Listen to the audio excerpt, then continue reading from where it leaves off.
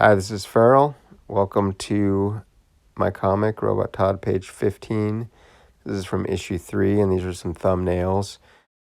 I usually hand draw these on paper, but some of these were done with Photoshop. I don't know if you can tell the difference between what I drew by hand and what I did in Photoshop. I had just scanned it in and was putting it on my Patreon. I was like, hey, this is for next week. And I was like, I don't really finish those thumbs. You can see there that was the original page there, the original thumbnail set. And I actually ended up blowing that one panel up on the Xerox machine at FedEx or whatever, and light boarded it because I really liked that pose and I didn't want to have to just try to redraw it. So I just kind of traced the thumbnail of that one. And then these guys here is something I originally tried to come up with like some spider creature that they were going to be fighting. And I tried all these different designs and I just wasn't stoked on anything. So I ended up just drawing like 3 different guys that are have spider arms, and they're going to end up fighting Todd in a couple pages. Here's the kind of roughed in pencils. And that book on the left is a copy of a book that I did called Delusional, the Ad House Books put out. You can get it on my store. sofarrellbooks.bigcartel.com or Linktree in any of the links in the description or any of that stuff. You can see where to get that book and other books.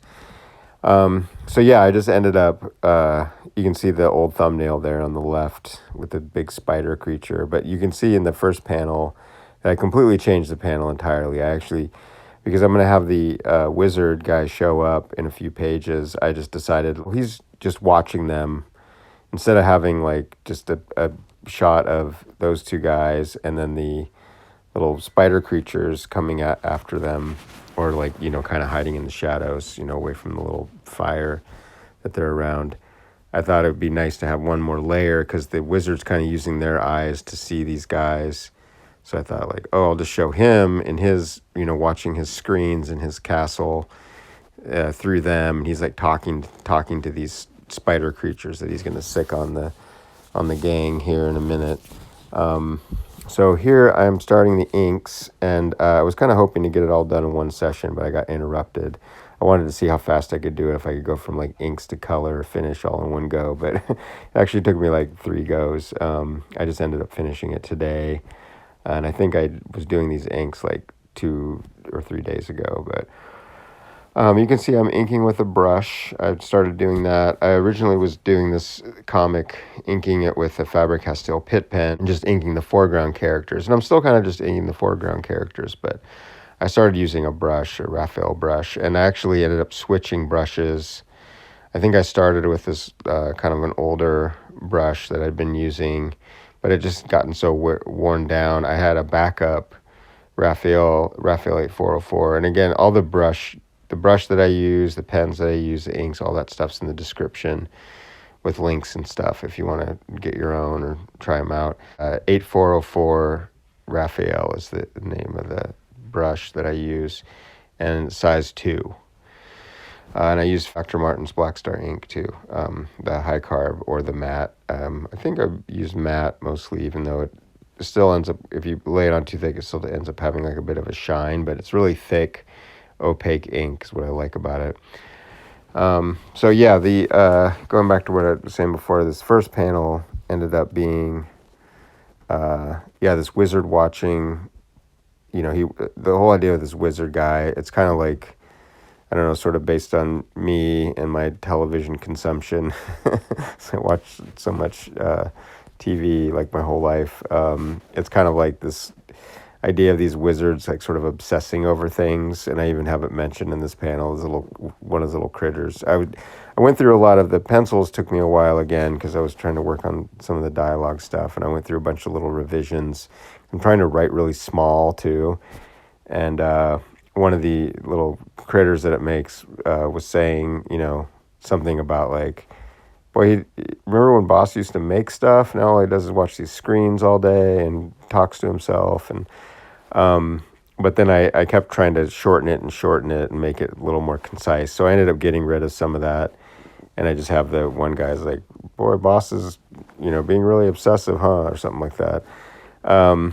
If you look closely, you can read what it says. I don't remember at this minute. And I'm doing this on my phone, so the screen's so tiny.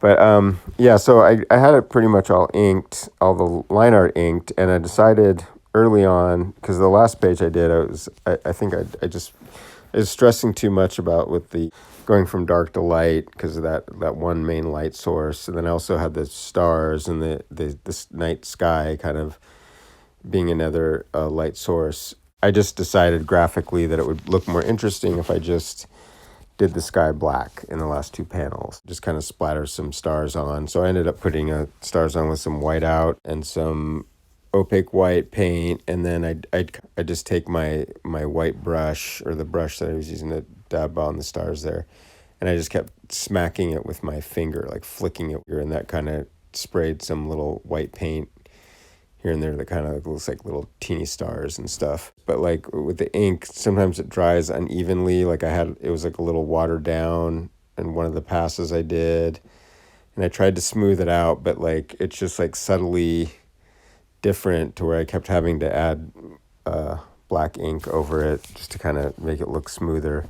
And it's funny that this page mentions obsession, because I felt like I was really obsessing over a lot of the ink stuff and the lettering too. Again, it wasn't as bad as last time. Last week it was there was a lot of lettering adjustments and stuff. This time it wasn't as bad. I just spent like, I don't know, maybe like an hour or two after I scanned it, fixing it up and cleaning it up. It's like a subtle thing if you're like looking at it on the screen, like you're watching on a video or like, Instagram or something like that. It's hard to see those little, subtle things that I was talking about with the blacks and the lettering, like the background and the letter, like but then as I'm, after I scan it, I can see them right away on like Photoshop or whatever, and especially because I'm like blowing it up to like 100% and stuff, just to to check to see if there's any little little hairs or little little particles that got on the scanner or something that I missed. So I'm cleaning up all that, but as I'm doing that, I'm also like seeing how off everything is. Like, oh, I could just adjust the lettering here, adjust this here, but I still want it to look as close to the original piece of artwork as possible. But there's just certain little things that I feel like I can kind of get away with doing in Photoshop. So a lot of the times I'll take the lettering up, but still try to look like the papers, instead of just like making everything white on the background of the word balloon. I don't know if this is making any sense, but so that's what like the hour or two that I spent like adjusting things. It's like, clipping out the lettering, putting it on a new page and adjusting it there in Photoshop. So like when you get the printed page, it'll look like crisper and clearer and easier to read is the hope. I don't want people pausing at like a weird looking word, or like if there's like a letter that's kind of tweaked, like the R in robot on this page was a little weird, and like if someone's like reading the comic, I don't want them to be like, what is that word? So yeah, I'd fix that stuff in Photoshop. And one of the things that I didn't fix in Photoshop, though, is in panel 3. I don't know if you can see that. The doll Ember doesn't have a shadow anymore. Like I originally painted or inked on a shadow, and then I painted it out. There's the state of the brush after inking. I didn't use that to color with. I used the crappy one to color with, but I'm going to start taking a picture of the brush after every one of these. So there's the finish. I don't know if you can tell when I was talking about with the lettering adjustments. Even when I was uploading this video, I saw there was a mistake that I had to correct. So I had to go back and fix that and then upload it again. Fun. Oh yeah, so here's the proof of the SEPT and EMBER book. I'm closing it down on January 31st, which is just in like a couple days. So go to Fund to September to get yours, and get like a drawn in. And there's a bunch of my other books there too. And I have a Patreon. If you want to do $2 a month, you can read all these Robot Todd pages over there. Thanks for watching the video. Bye.